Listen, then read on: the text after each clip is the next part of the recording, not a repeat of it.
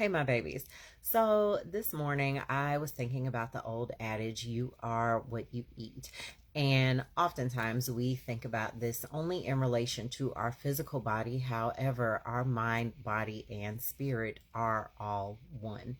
So as you get further along on your spiritual journey, you may find yourself wanting to naturally make some dietary changes, specifically when it comes to eating meat and dead animals. Now, I myself have been vegan for 10 years, and we all have our own path. And the beauty about it being your path is that you can walk it how you choose. However, when it comes to diet and spirituality, they do go hand in hand.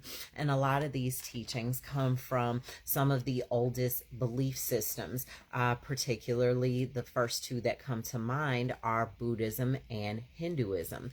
Now, in Buddhism, the practice is called, and I hope I'm saying this correctly, ahisma. It is abstaining from meat. This was for multiple reasons, several. The first one is in both Hinduism and Buddhism, the biggest thing is nonviolence and compassion to all living creatures.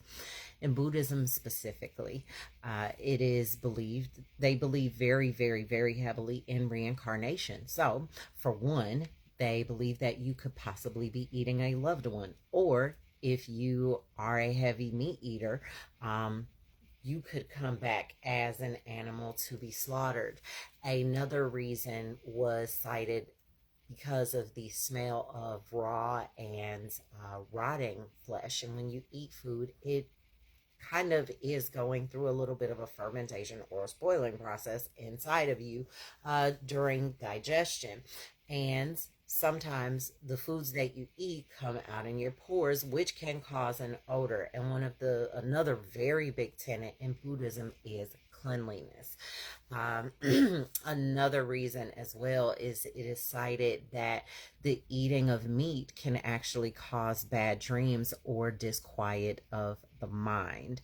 So, although the Buddha never specifically said don't do it at all, he did also very, you know, assertively teach against it. So, to keep the mind and the spirit clear. In Hinduism, it is also for nonviolence, and there is a scripture in the Mahabharata that says the sins of violence can curtail the life of the perpetrator. Curtail means to reduce the extent of. And those who are anxious for their own welfare should abstain from meat eating. So they are all about, here it was actually speaking about eating dead things because of the violence that it causes can actually take away from your life as well. So aside from those things, eating meat is more of an energy thing, okay? It is also big in Islam and in Hebrewism. This is the whole idea of eating kosher, okay? In kosher, one thing that is a huge focus is how the animal is actually slaughtered. The animal is slaughtered in the most humane way. I am not going to get into detail about how we raise animals in the United States and how violent that process is. There's plenty of PETA videos for that. However, the biggest thing about it is energy. So, those of you that have seen the movie Malcolm X, where Denzel Washington played Malcolm X, there is a scene in there when he and his wife, before they're married, they were first dating, and she asked him, she said, "Brother Malcolm, why do we not eat pork in Islam?" And he explains to her, he says, "Well, Look at the behavior of a pig. It is a disgusting and slovenly animal. It doesn't really even have a way to clean itself because it doesn't have sweat glands. So all of those toxins stay inside of it. But look at the behavior of it. So when we eat this, we are taking in this slovenly behavior. So in a lot of Eastern teachings, aside from compassion for all living things and nonviolence, it is actually about energy transfer, because that animal is dead, so you still are taking over that residual energy out of the flesh that you're eating. Allow me to take you even further down the rabbit hole. Think about chickens. Did you know that chickens are naturally cannibalistic? And the term rose-colored glasses actually comes from the slaughterhouses where they process chickens. If you've ever seen a picture of it, chickens have on these little red-colored sunglasses. This is because when they put on the red glasses, red light, and I learned this from high school when I took graphic communications, and we worked in a dark room. Red light neutralizes the color red. So red things look white under red light or through red glasses or rose-colored glasses. Chickens are made to wear these glasses because the sight of blood will send them into a feeding frenzy, a bloodlust type feeding frenzy, and they will actually begin to cannibalize each other. Sounds familiar, doesn't it? In especially Islam and Hebrewism, they don't eat shellfish. Shellfish are basically the filters of the ocean, and they are scavengers, but they're the dirtiest animals of the sea. They're pretty much responsible for keeping the oceans clean. That's actually part of the reason why so many people, including myself, are allergic to shellfish, because it is actually an extremely toxic animal. And then shrimp are basically in the same class of species as cockroaches, and crabs are basically considered aquatic arachnids, spiders, right? But they're scavengers, they're bottom feeders. So when you eat them, you take on this energy. Cows, although they are a happy animal, they are an extremely lazy animal, and they don't have any sense of urgency, and they're quite ambivalent and could really care less one way or the other. So as Malcolm X was explaining to his would-be wife, when we eat certain things, we are taking on the energy of this animal. Also, when you do that, you can take on the suffering of an animal as well. And keep in mind, this was all before food began to be pumped full of hormones and all of this other bullshit. Like, these tenets were in place before there were institutions in place poisoning the actual food that we eat. Things like steroids and things like that. I remember I had a friend of mine, she's like, I'm trying to change my diet, but I can't get rid of these wings.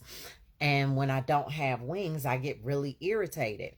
And I told her, I said, you're roid raging. She's like, what do you mean?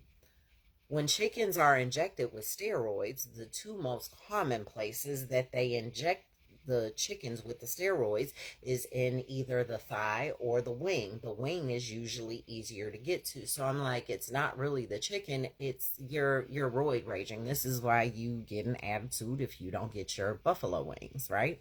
So it's an energy transfer of that animal's qualities that they had when they were alive. And like I said, we say this thing like crab in the bucket syndrome. Look at the shit that we do as a society. Look at how, on a grand scale, we kind of act like animals. And this is, like I said, this is not even factoring in all of the other chemicals and hormones that create chemical imbalances in the body and the brain. So this is just, something to think about as you're trying to keep your energy clear. Now, the thing that really put the nail in the coffin for me as far as my diet actually happened the day of my QHHT session, my quantum healing hypnotherapy session. I made a video about it on my regular YouTube channel. You should check it out. It was a beautiful experience. But the thing with a QHHT session is that since you are channeling your divine highest self, you actually get an upgrade treatment as well. It's a happy byproduct of it. And anytime you get some body work or spiritual work done, you are advised on what to eat for the rest of the day. Even when I give my Reiki sessions, I try to tell people, try and eat salad, try and eat some living foods to keep this, vibration going. And my hypnotherapist, he's like, drink plenty of water, try and eat some, good fruits and vegetables, maybe even get yourself some fish because your brain went through a lot today. And so at this time, I was pescatarian, meaning that I had gotten rid of all land animal. I was also on the verge of not being pescatarian anymore because while I was pescatarian, I actually developed my shellfish allergy. So at this point, I was only eating fish maybe once a week because it just wasn't really worth it, because when you go to the seafood counter, most of the fish is right next to everything that can now kill me. So I did my QHHT session and I was starving, much like I am when I'm doing readings. A long day of readings, channeling energy burns quite a few calories, so your girl needs to eat when she's done. And so me and my husband at the time, we were talking about it, and we went to eat at one of my favorite restaurants, and I got a fish dish. Okay.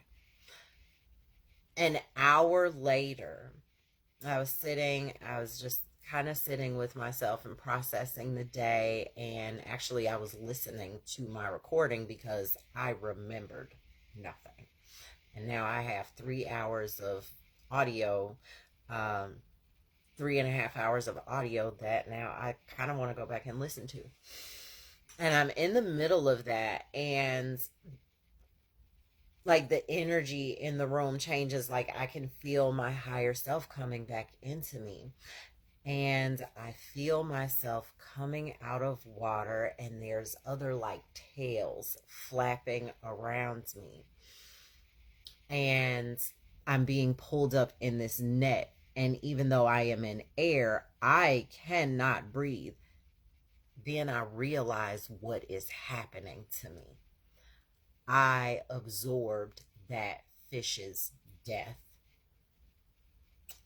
I saw the faces of the fishermen that were pulling the net out of the water onto the ship and going down in the, I remembered drowning in air. So you can, when you have a very, very high vibration, or when you have that upgrade, it is possible to, and I think that this is for me specifically because my main gift is to actually absorb the deaths of humans to make their crossing over a little bit different. But I have spoken to people that have had similar experiences, and that was what made them stop eating meat. But it clicked, and I realized what had happened. and I could not bring myself to eat any sort of flesh again after that. So, am I saying that you're less spiritual because you eat meat? No, absolutely not. However, when your body is channeling this high vibrational energy, it is certain things that your body is going to actually naturally want to reject and no longer have a taste for. However, if you can, I will say that my body had already metabolized out all of the chemicals, because at this point when I was eating fish, I was only eating wild caught. I never ate farm raised fish. I always ate wild caught, because farm raised fish is fed uh you know um they are fed like antibiotics and things like that. They're fed chemicals on the fish farms. So I did notice that after 30 days of not eating land animal, I did notice obviously a change in my physical appearance. Since fish doesn't take a lot to process, I did actually end up losing weight. However, the biggest change that I noticed was I was way more clear. Way more clear. My mind was so, I felt that it was as pristine as it had ever been in my entire life. And then when I was no longer able to eat fish, I actually felt a different level of clarity as well. So, if it feels right for you, then go ahead. If it doesn't at this time, that is fine too. However, do understand that there are energetic and etheric implications of eating meat. And I'm not going to say that it makes you less spiritual. It absolutely does not. However, should you want a boost, the clarity of it will help. Because, like I said, these tenets were in place long before we began processing our food and doing the things that we do to it now. And so now that we live in an age where the majority of our food is, quite frankly, poisoned, you know, that does create chemical imbalances that affect the brain and the body. But also, again, in as was said in the Mahabharata, it curtails your life. It can shorten your life. You want to feed your body living things, and people always have the "you need protein" argument. I have not eaten anything that used to have a pulse in 10 years. Do I look like I have missed a meal, or do I look like I am malnourished? No. Your body needs electric foods. Your body needs vitamins and minerals and nutrients. Everything you eat has protein in it, even in avocados. So, the physical part aside, it can definitely help with your spiritual practice. So, if in the event you find yourself in it, I'm not saying this to try and force you to change your diet or anything like that. But should you have moments where you have lost a taste for it, that's fine. And also, sometimes when you are experiencing upgrades and changes and getting downloads, you'll naturally not want those things, because that high vibrational energy needs other high vibrations. Flesh is low vibrational food because it doesn't have a vibration. It's literally it's dead. It's a dead food, but it also has an even lower vibration, again, because of the suffering of the animal throughout their life, and the end of their life in these processing plants is actually quite tragic and traumatic, and that energy carries over. So whatever residual energy is left, it's not good energy. So hopefully this helps. And if you guys have any questions, by all means, let me know. And again, your journey is your journey, and whatever feels right for you, it feels right for you. And no matter where you are on your journey, you're exactly where you need to be at this moment.